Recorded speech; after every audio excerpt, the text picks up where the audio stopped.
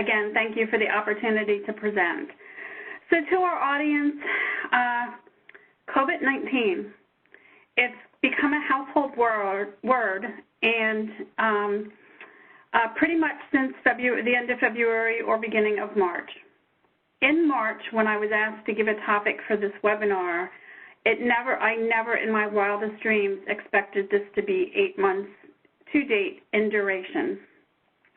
And so, frankly, with the, I'll say, slow progress in trying to figure this out, this webinar has taken a little bit of a different turn than what it was originally slated to be. And so what I'm going to also do is do a plug and a little bit of promotion of a follow-up 2.0 webinar on COVID-19 that I will be doing in January.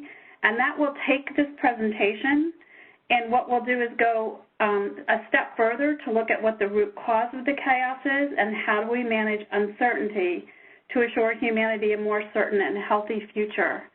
Books are starting to be written about this topic, but when I put this presentation together, there still wasn't a lot of literature out there, just a lot of conflicting messages, I guess, depending on the news source.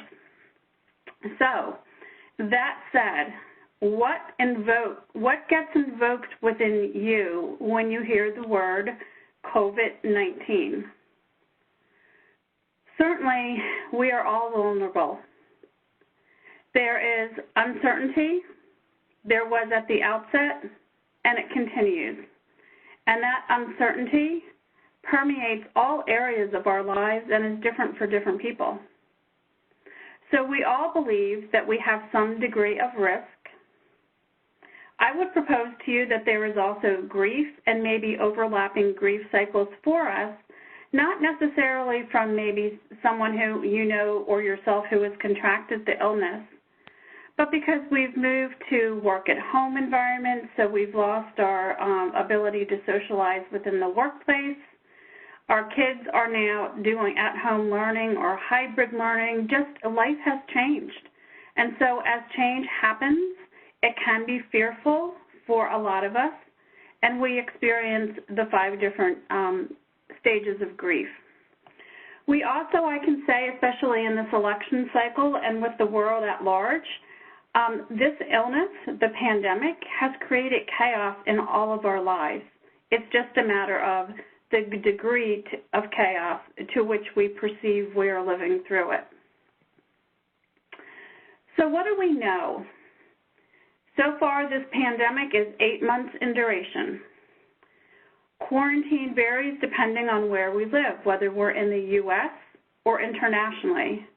And actually, where within the U.S., what state do we live in, and at what point in time? Because states have lockdowns, they've had reopenings in phases, and now actually from the time I submitted this presentation to today, the second wave is spiking in many, many areas.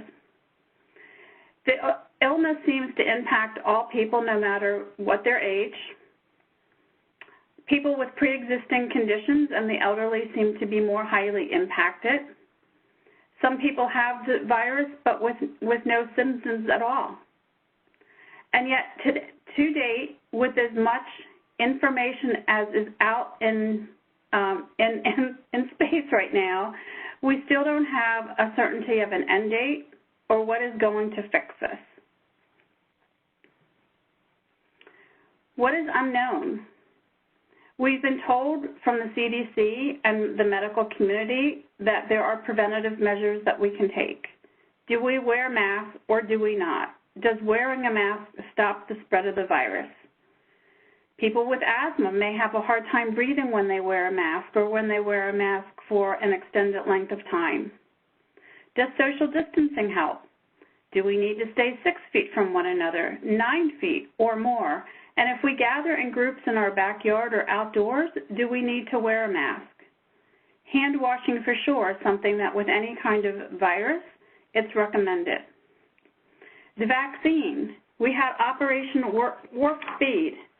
We now know that there may be a vaccine that is ready before the end of the month, and that the military in the U.S., if you're U.S.-based, will be rolling it out.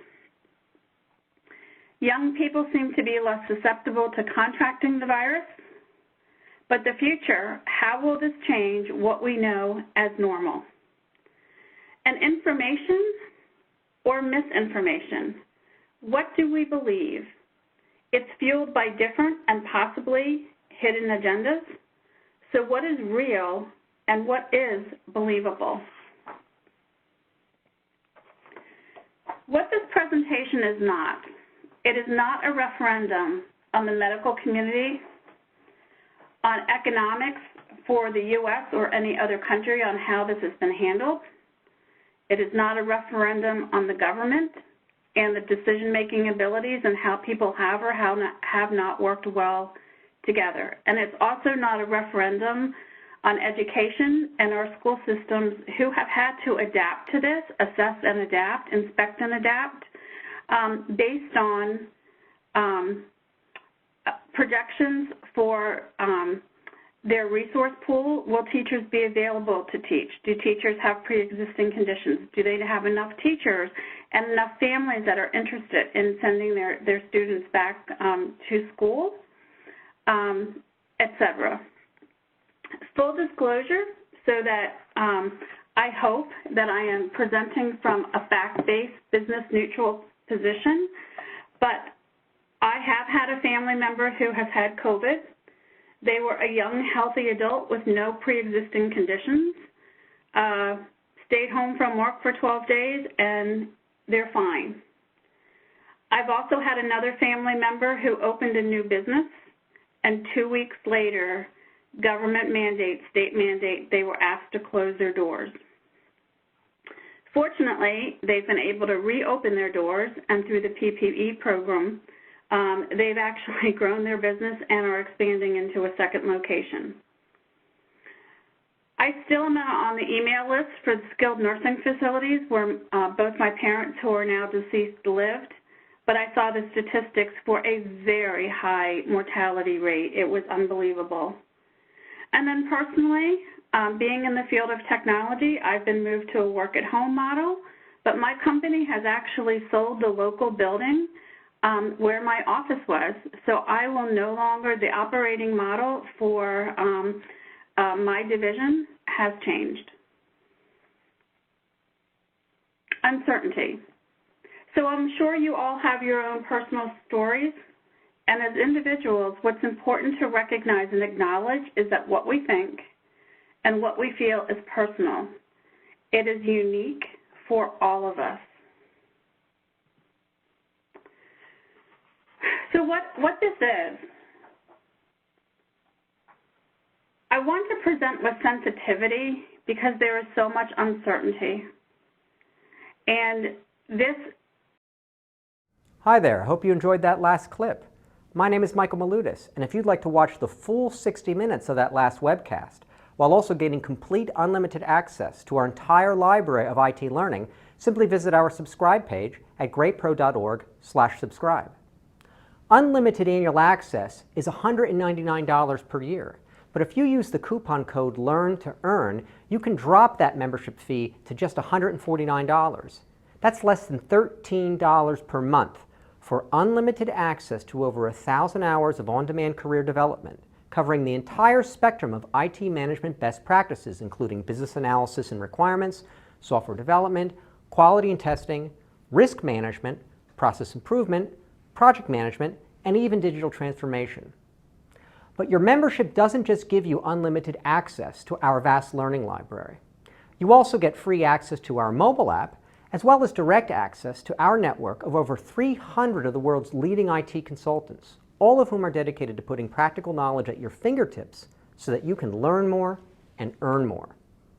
I hope you will join me in becoming a member of the Great IT Professional and advancing your career with us.